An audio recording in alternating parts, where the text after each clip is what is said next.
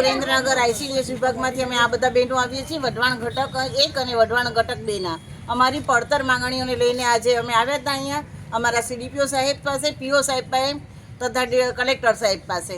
અમારી પડતર માંગણીઓ એવી છે કે સરકાર હાઈકોર્ટના નિયમનું પાલન કરે અને અમારો પગાર હાઈકોર્ટની નિયમ અનુસાર આપી દે.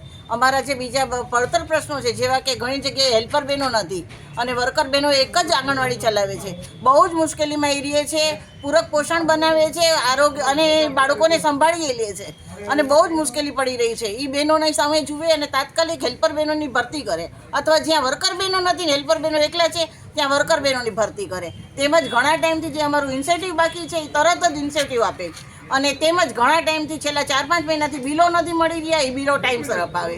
નમસ્તે. બીજી શું કઈ માંગણી છે?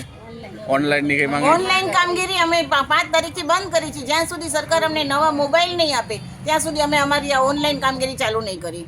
પછી સોફ્ટવેરનો કઈ પ્રોબ્લેમ છે તમારે?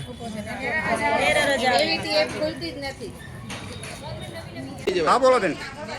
મારું નામ ચાવડા પ્રીતિ છે, વઢવાણ ઘટક 1. અમે વઢવાણ તાલુકાવાળા અહીંયા આવેદનપત્ર આપવા આવ્યા છીએ. અમે સીડીપીઓ શ્રીને પણ આપેલું છે, પીઓ શ્રીને પણ આપેલું છે અને અત્યારે ડીડીઓ સાહેબને આવેદનપત્ર આપવા આવ્યા છીએ. અમારો પ્રશ્ન એ છે કે અમને 10,000 પગારમાં અમારી નવી ઓનલાઈન એપ્લિકેશનો આપીને કેટલું કામ કરાવે છે અને અમને મોબાઈલ તો હજી પ્રોવાઈડ કરેલો જ નથી.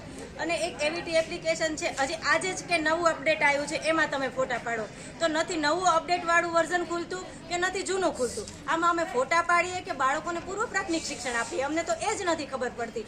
એપ્લિકેશનોમાં તો 2-2 દિવસે જ અપડેટ લાવ્યા કરે છે, તો અમારા પગાર વધારામાં કેમ અપડેટ નથી લાવતા? આમ તો સરકાર મોટી નારી સશક્તિકરણની વાતો કરે છે, તો અત્યારે ક્યાં ગઈ છે સરકાર? અમારી નારીઓના પગાર કેમ નથી વધારતી?